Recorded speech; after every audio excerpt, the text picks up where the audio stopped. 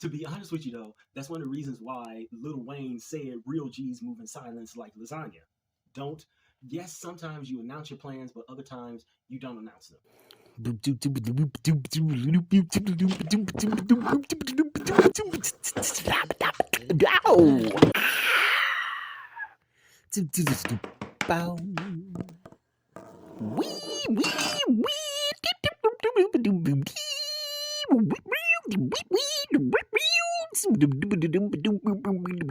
Wow.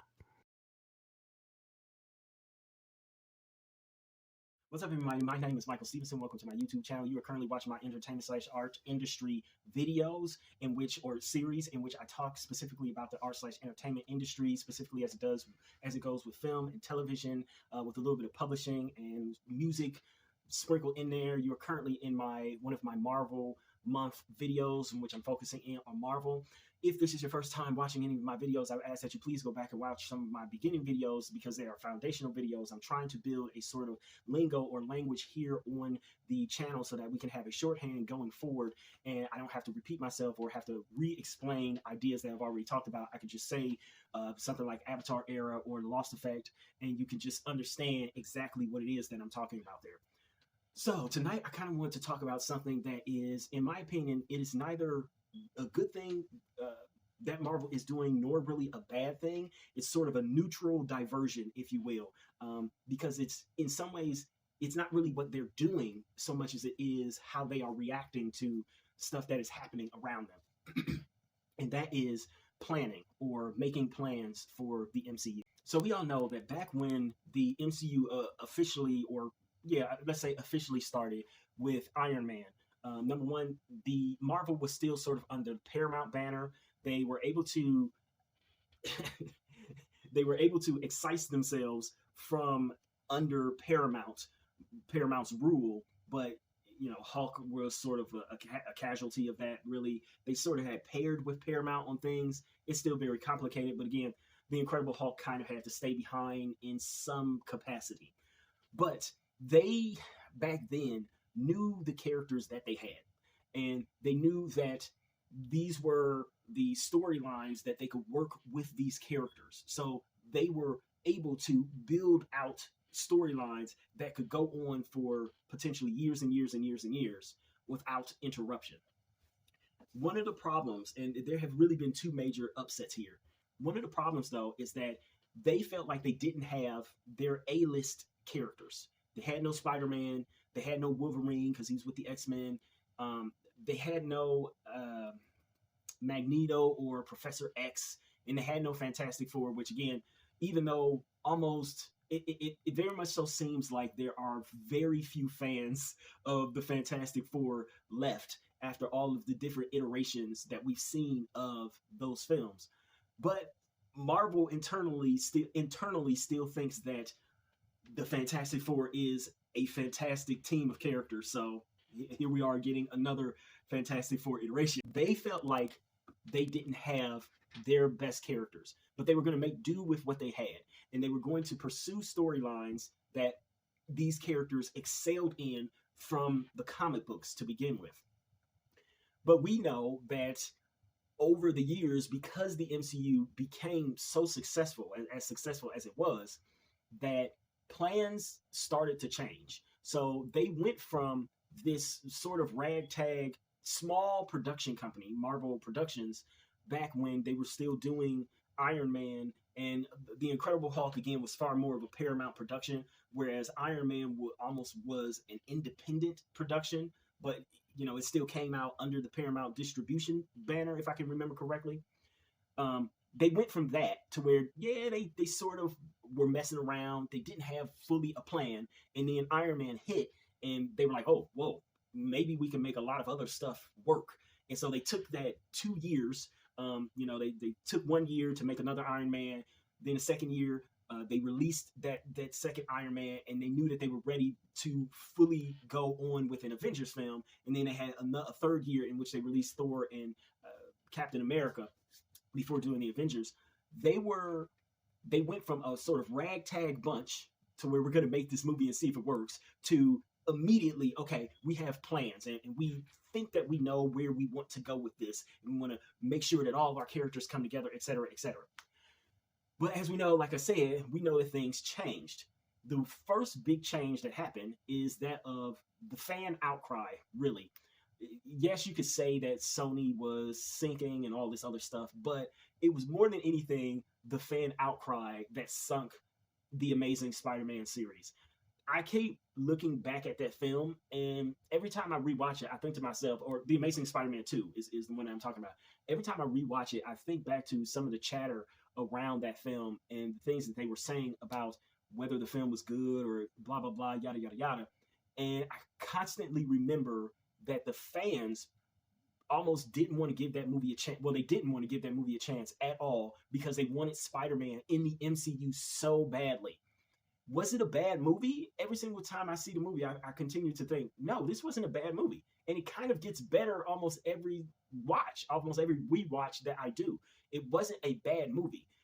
But people wanted Spider-Man in the MCU so badly that they were willing to basically trash Sony's movie just to see Spider-Man interact with Iron Man and Captain America and all the others. And of course, they eventually got it. So that was the first thing. And I mentioned this in my Spider-Man video, in which I kind of, in some ways, blame Spider-Man for some of the things that are going wrong with the MCU, is that he was the first big character, the first sort of domino to where the MCU could no longer just trudge on with whatever plans they were creating behind the scenes freely anymore. Like they couldn't do what they wanted to with the films in the way that they wanted to anymore, because now they had this deal with Sony, which, yes, for a while, and especially if you like this MCU version of Spider-Man, I kind of don't. I kind of hate Tom Holland's version of Spider-Man. I'm sorry, but I don't like it, like, almost at all. But if you love it, then it's kind of great for you.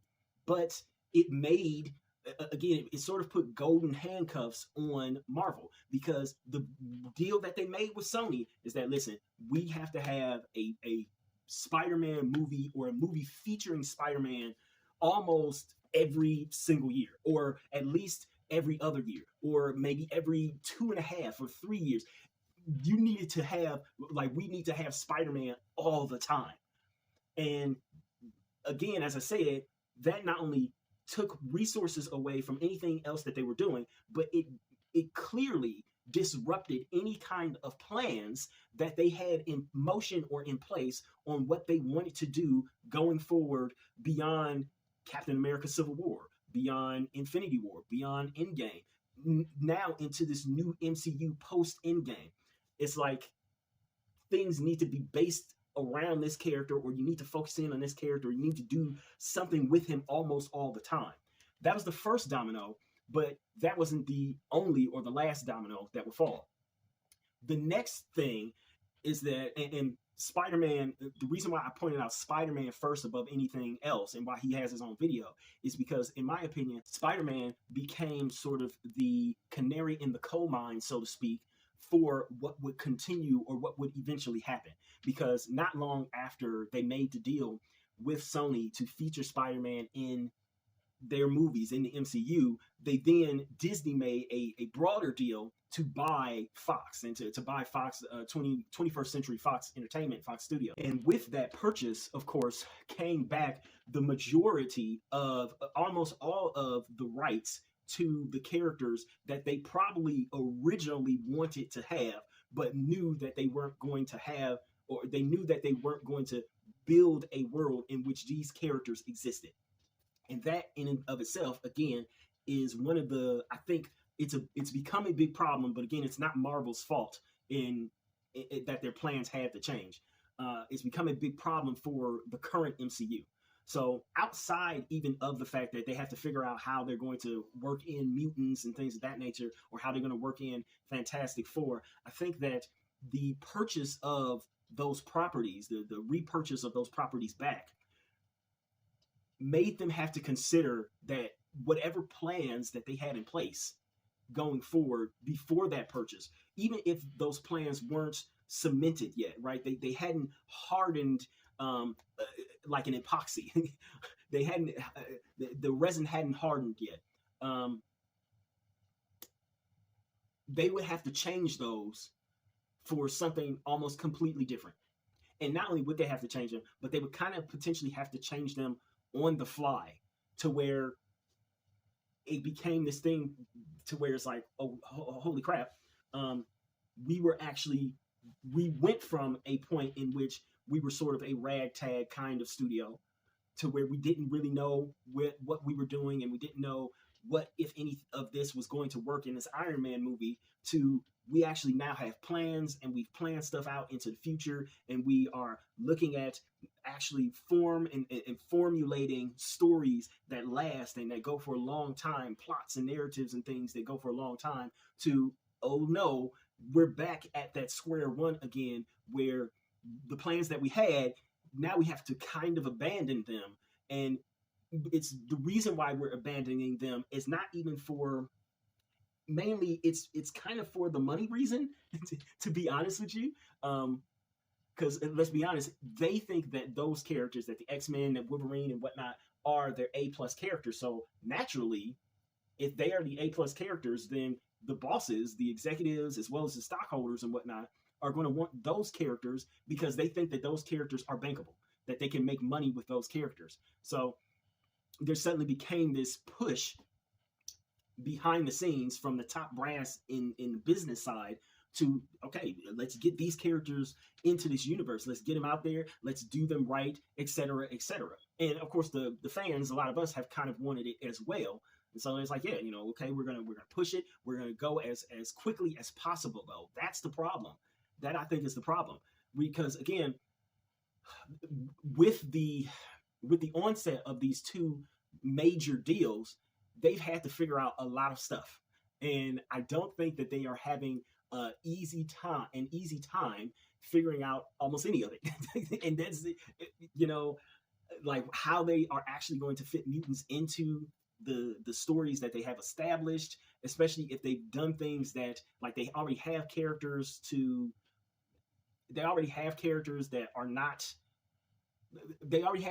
that were, those stories were sort of entwined with mutants already. Of course, I'm thinking about Quicksilver and Scarlet Witch in that case. Like, their story was already entwined with Magneto. Magneto is their father. And now kind of both of those characters might be gone. Scarlet Witch, we still don't know.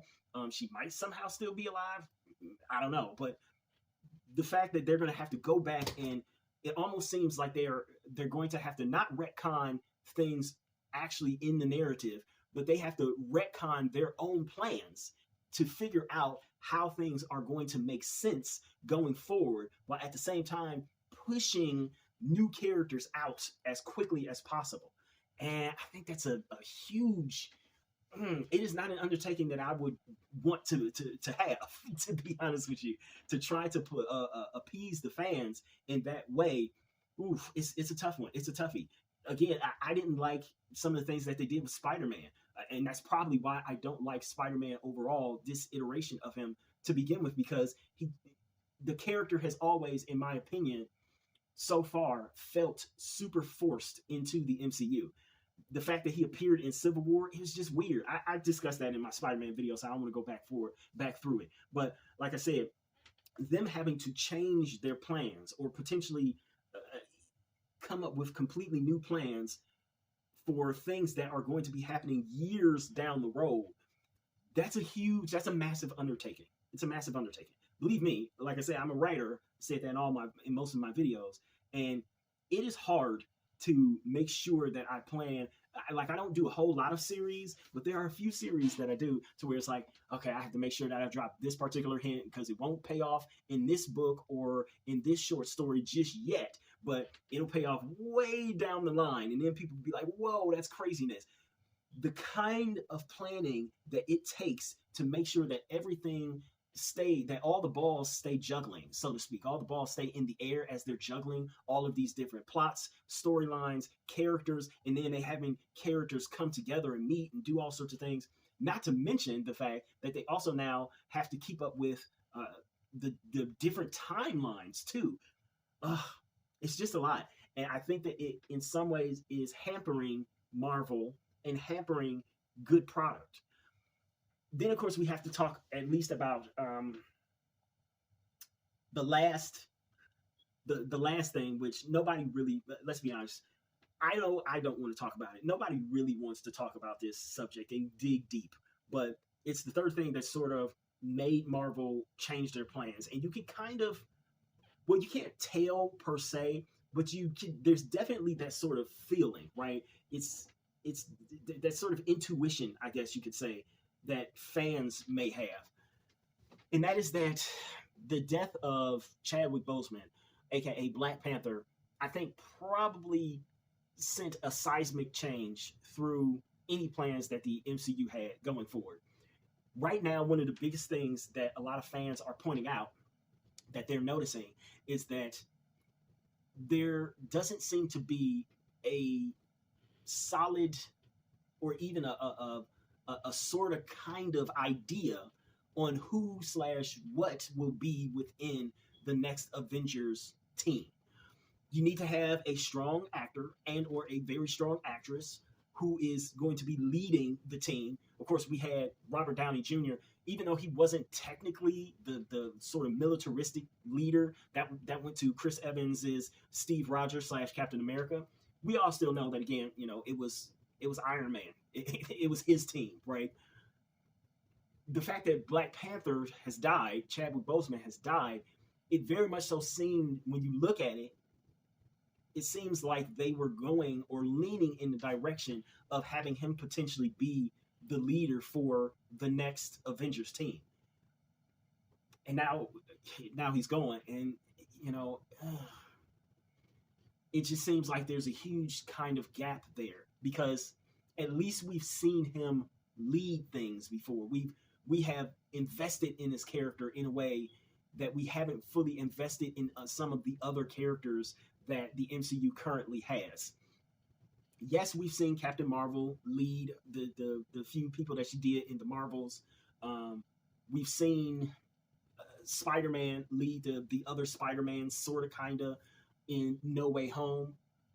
We've seen Doctor Strange, sort of, kind of. I mean, that's a very, very low bar that he did. Sort of, kind of lead the other magicians, the other magicians and whatnot, when Scarlet Witch attacked in Multiverse of Madness. Like, we've sort of seen that stuff, but none of it has fully stuck out as like, oh, that's the guy, or that's the girl, that's the man, or that's the woman that's gonna be the next Avengers leader.